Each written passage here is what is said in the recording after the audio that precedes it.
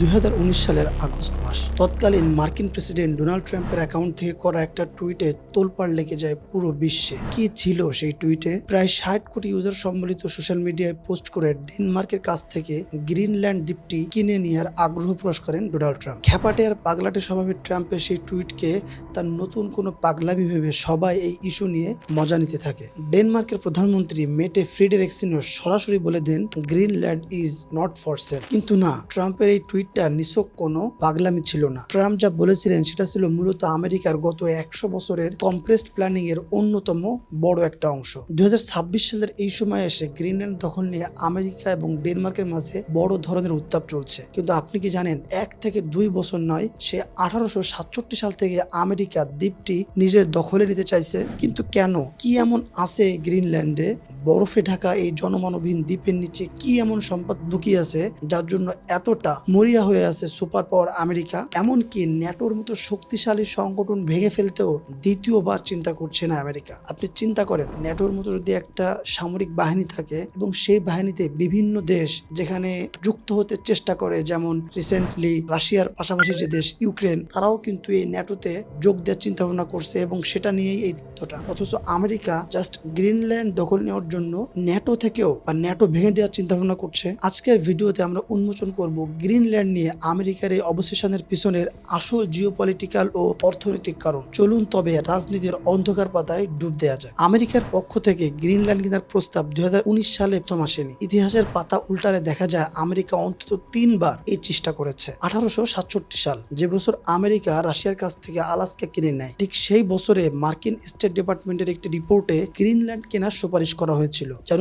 North Atlantic আধিপত্য বিস্তার করা সহজ হয়। এরপর 1946 সাল, দ্বিতীয় বিশ্বযুদ্ধের পর প্রেসিডেন্ট হ্যারি ট্রুমান গ্রিনল্যান্ড কেনার জন্য ডেনমার্কে $100 মিলিয়ন প্রস্তাব দিয়েছিলেন, আজকের বাজারে যার মূল্য কয়েক বিলিয়ন ডলার। কিন্তু ডেনমার্ক সেই প্রস্তাব ফিরিয়ে দেয়। বিশ্লেষকরা বলছেন ট্রাম্প মূলত 1823 সালের সেই মনোরো ডক্ট্রিন নীতি ফিরিয়ে আনতে চেয়েছিলেন। এই নীতি অনুযায়ী পশ্চিম গোলার্ধে ইউরোপ বা অন্য কারোর দাদাগিরি আমেরিকা সহ্য করবে না। সাম্প্রতিক সময়ে গ্রিনল্যান্ডকে কেন্দ্র করে আমেরিকা, চীন, রাশিয়ার স্নায়ুযুদ্ধ নতুন মোড় নিয়েছে। সিএনএন এবং বিবিসির সাম্প্রতিক প্রতিবেদন অনুযায়ী জেফ বেজোস ও বিল গেটস সমর্থিত মাইনিং কোম্পানি কোবাল্ট মেটালস গ্রিনল্যান্ডে প্রচুর পরিমাণ নিকেল ও কোবাল্টের ভান্ডার খুঁজে পেয়েছে। ট্রাম্প প্রশাসনের হিসেব ছিল খুব সোজা। ডেনমার্ক প্রতি বছর গ্রিনল্যান্ডকে প্রায় 600 থেকে 700 মিলিয়ন ডলার ভর্তুকি দেয়। ট্রাম্প চেয়েছিলেন এই চেকটা আমেরিকা লেখুক, অর্থাৎ টাকার বিনিময়ে ডেনমার্ককে ছিঁড়ে এনে আমেরিকার আওতাভুক্ত করা। এই পদ্ধতিকে বলা হয় চেকবুক ডিপ্লোমেসি। ট্রাম্প বারবার বুঝিয়েছেন যদি ডেনমার্ক গ্রিনল্যান্ড বিক্রি না করে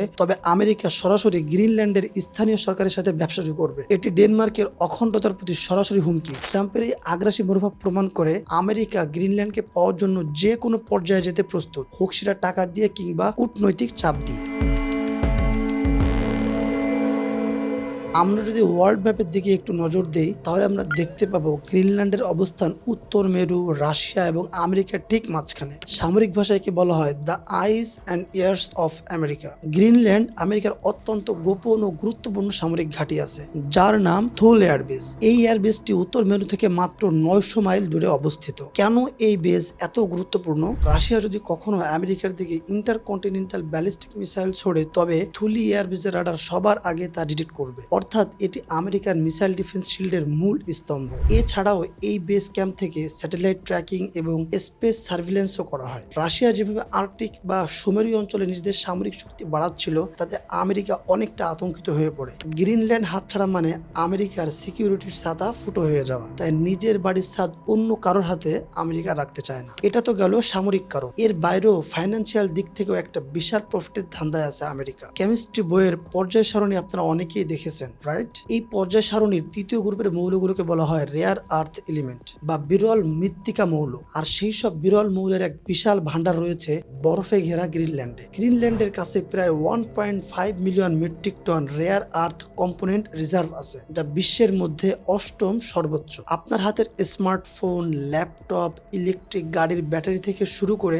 আমেরিকার অত্যাধুনিক F-35 ফাইটার জেট তৈরির জন্য যেসব খনিজ লাগে সেগুলো পাওয়া যায় এসব খনিতে। আর বিশাল তাহলে অর্থের লোভের কারণেই গ্রিনল্যান্ডের উপর লোভের চোখ পড়েছে ট্রাম্প প্রশাসনের। তবে প্রবলেমটা হলো বর্তমানে বিশ্বের প্রায় 70 থেকে 80% রেয়ার আর্থ মৌলের প্রসেসিং নিয়ন্ত্রণ করে চীন। মূলত আমেরিকা এই জায়গাতেই চীনের কাছে জিম্মি। চীন যদি কাল রফতানি বন্ধ করে দেয়, আমেরিকার টেক ও মিলিটারি ইন্ডাস্ট্রি একদম অচল হয়ে যাবে। কিন্তু গ্রিনল্যান্ডের কাভানো ফিল্ড নামক খনিতে যে পরিমাণ ইউরেনিয়াম এবং রেয়ার আর্থ এলিমেন্ট রয়েছে তা চীনের একচেটিয়া আধিপত্যকে নিমিষেই গুড়িয়ে দিতে পারে। গ্রিনল্যান্ড মূলত বরফাচ্ছন্ন একটা এলাকা, তাই এতদিন পর্যন্ত বরফের স্তর ভেদ করে সেই সকল সম্পদের কাছে পৌঁছানো সম্ভব ছিল না। কিন্তু গ্লোবাল ওয়ার্মিং এর কারণে ক্রমশই এসব বরফ গলে যাচ্ছে, যার কারণে মাটির নিচের এই সম্পদগুলো বের করা এখন সহজ হয়ে যাচ্ছে। আর তাই আমেরিকা এই সুযোগ কোনোভাবেই হাতছাড়া করতে চায় না। আমেরিকা গ্রিনল্যান্ড দখলের ক্ষেত্রে সবচেয়ে বড় বাধা মনে করে রাশিয়াকে, কিন্তু পরিসংখ্যান বলছে রাশিয়া নয়, বরং আমেরিকার ভয়ের আসল নাম হচ্ছে চীন।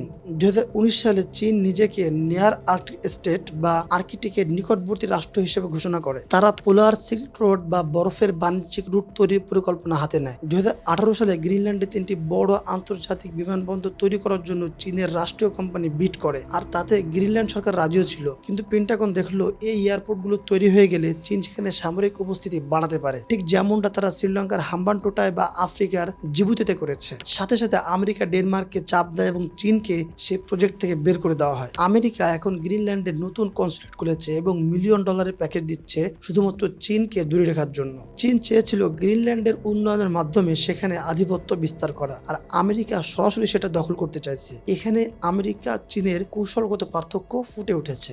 গ্রিনল্যান্ড হয়তো বিক্রি হবে না, কিন্তু গ্রিনল্যান্ডের নিয়ন্ত্রণ কার হাতে থাকবে সেটা ঠিক করে দেবে আগামী 50 বছরের বিশ্ব রাজনীতি। জলবায়ু পরিবর্তনের ফলে আর্কটিকে বরফ গলছে, তৈরি হচ্ছে নতুন সমুদ্রপথ যা এশিয়া ও ইউরোপের বাণিজ্যিক দূরত্ব প্রায় 40% কমিয়ে দেবে। এই নতুন রুটের চাবি যার হাতে থাকবে সেই হবে আগামীর সুপার পাওয়ার। আমেরিকা জানে গ্রিনল্যান্ড শুধু একটা বরফের স্তূপ নয়, এটি 21 শতাব্দীর সবচেয়ে বড় জিওপলিটিক্যাল রিয়েল এস্টেট। ট্রাম্প হয়তো গ্রিনল্যান্ড কেনার কথা বলে হাসির পাত্র হয়েছিলেন, কিন্তু পেন্টাগন ও হোয়াইট হাউস জানে গ্রিনল্যান্ড দখল করাটাই আসলে তাদের প্রধান লক্ষ্য। আপনার কি মনে হয়, আমেরিকা কি শেষ পর্যন্ত গ্রিনল্যান্ডে নিজের পূর্ণ আধিপত্য বিস্তার করতে পারবে, নাকি চীন রাশিয়ার কৌশলের সামনে ভেস্তে যাবে তাদের পরিকল্পনা? কমেন্ট করে জানান আপনার মতামত। ভিডিওটি ভালো লেগে থাকলে লাইক করে বন্ধুদের সাথে শেয়ার করে দিন, আর এমনই নিত্য নতুন মিস্ট্রিয়াস ভিডিও পেতে চ্যানেলটি সাবস্ক্রাইব করে বেল আইকনটি অন করে দিন। দেখা হচ্ছে পরবর্তী কোনো ভিডিওতে ভিন্ন আবেশে নতুন কোনো আয়োজনে।